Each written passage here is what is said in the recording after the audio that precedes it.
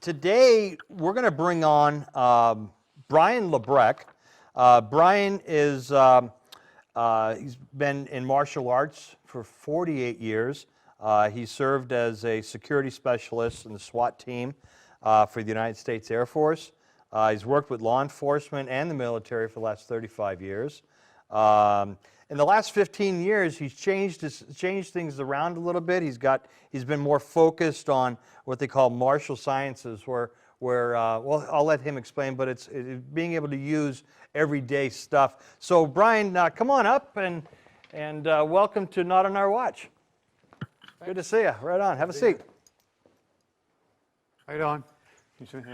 Wonderful, Brian. But I do have to ask one question. On my notes, it said Chuck Norris.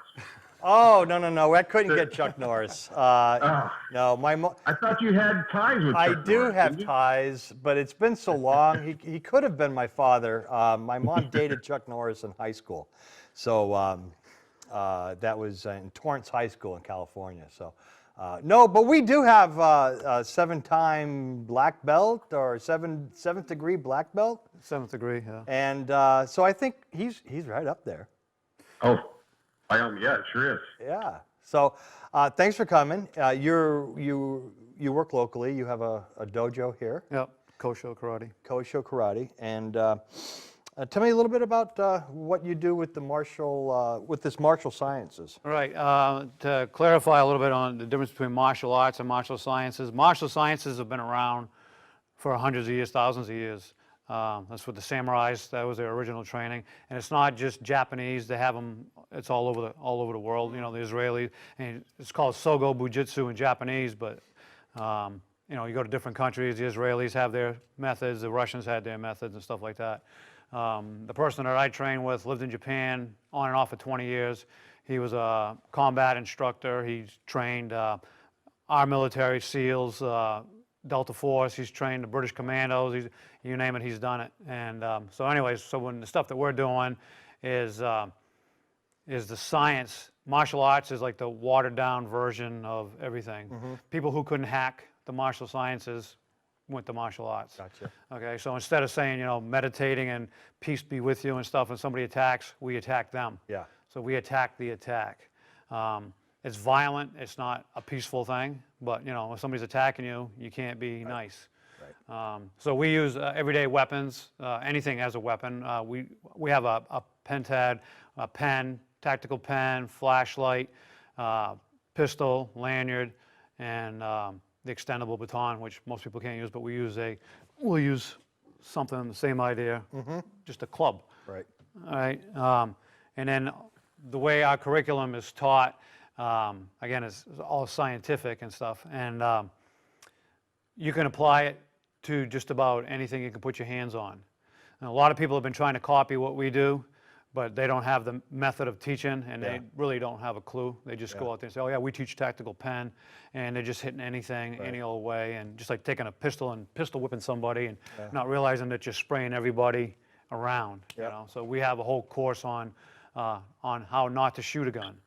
You know, and it's all about safety, and it's taking a guy out just as being cops, you know, a lot of situations you walk into a restaurant, you can't shoot because there's too much collateral damage around. So you just, you know, you have to know how to use whatever you have to your advantage. And I think in today's world too, you're not going to be able to get yourself situated into a bladed stance. Get yourself, okay, time out. We're gonna make sure that I remember what my instructor told me to do.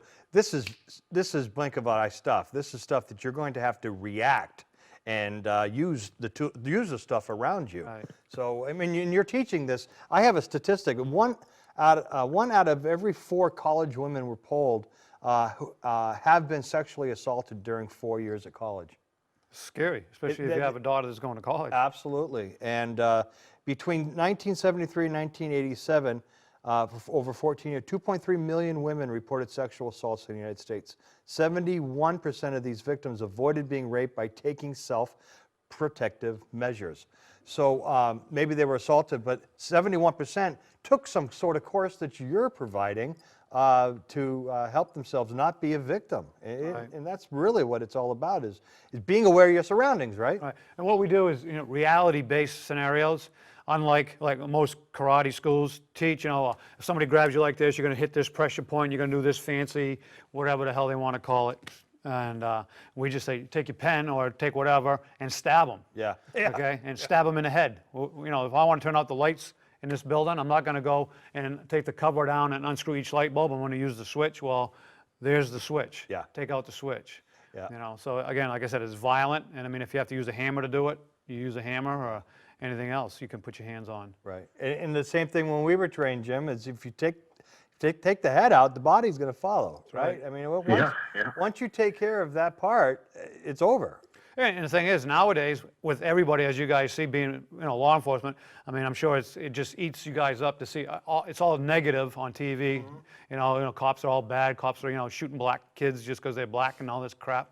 Not that they're criminals or anything, but anyways, we look at it as we want to go home at night just like you guys want to go home at night. Absolutely. If my daughter's already out of school and stuff, but I got granddaughters, Yeah. and I'm going to do the best I can to teach them everything. Yep. And everybody that we're associated with, we all do the same thing. We do courses before they go to school. We try to, I have a kickboxing class, and the mothers are like, can you do a course before they go to school? And when they come home on vacation, we do a refresher one, that kind of stuff. So. I know when we went to the academy, when we go to the range, it's muscle memory.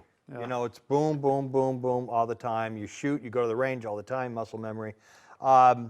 You don't get, with the regular person who works 40, 50 hours a week, comes home, takes care of the kids, they don't have a whole heck of a lot of time to sit there and train, to develop that muscle memory.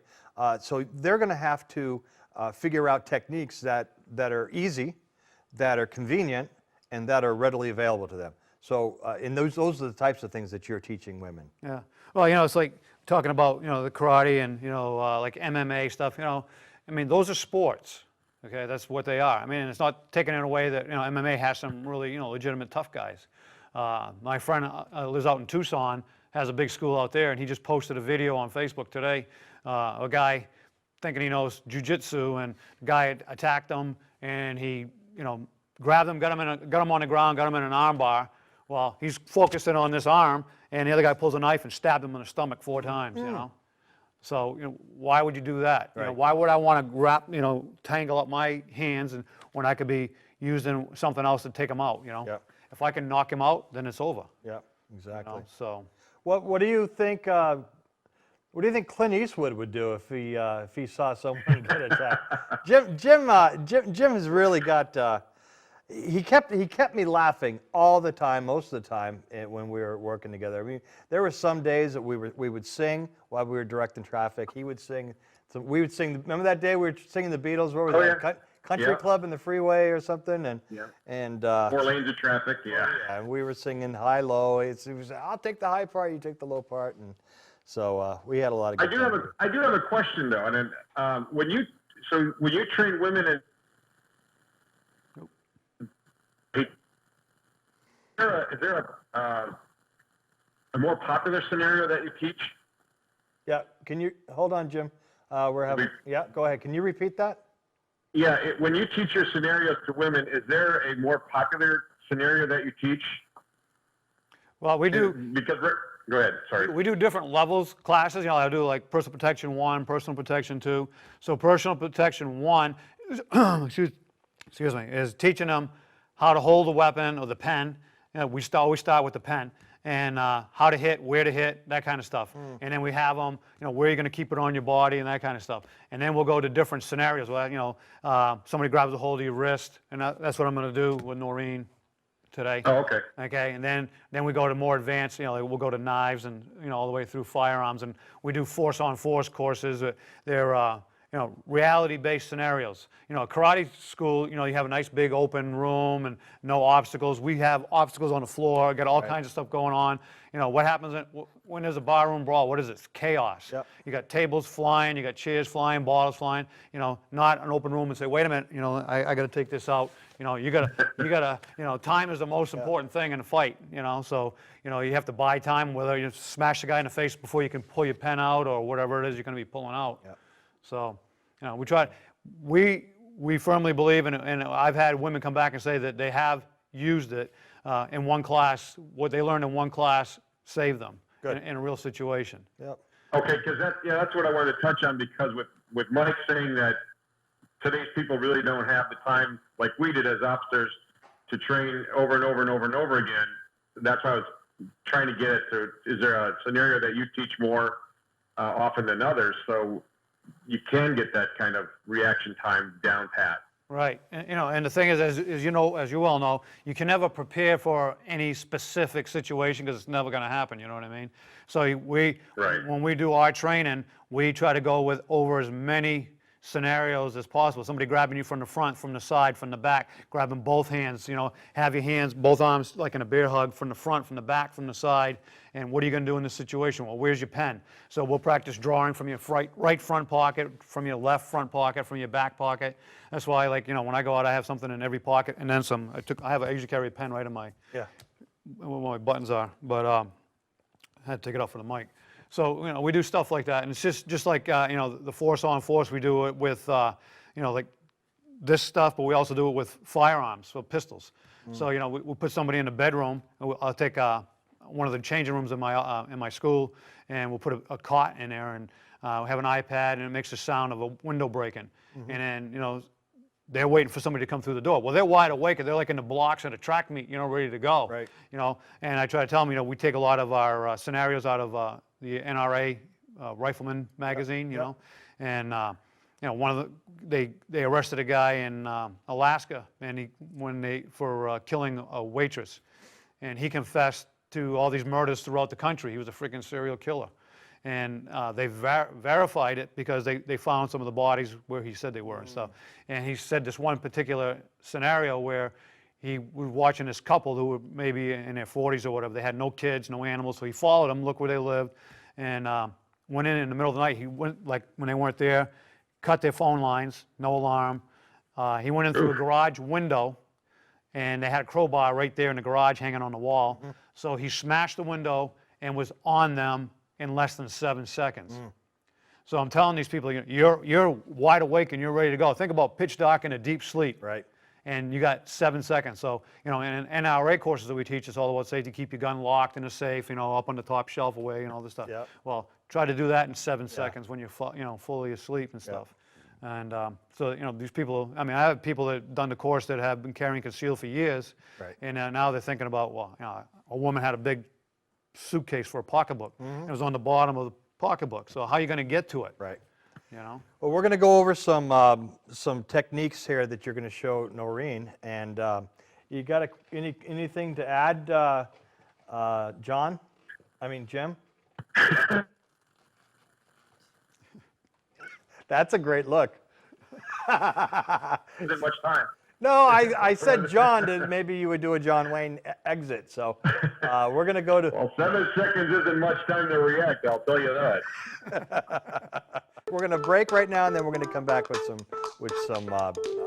Noreen and some practicals. So thanks. We'll be right back.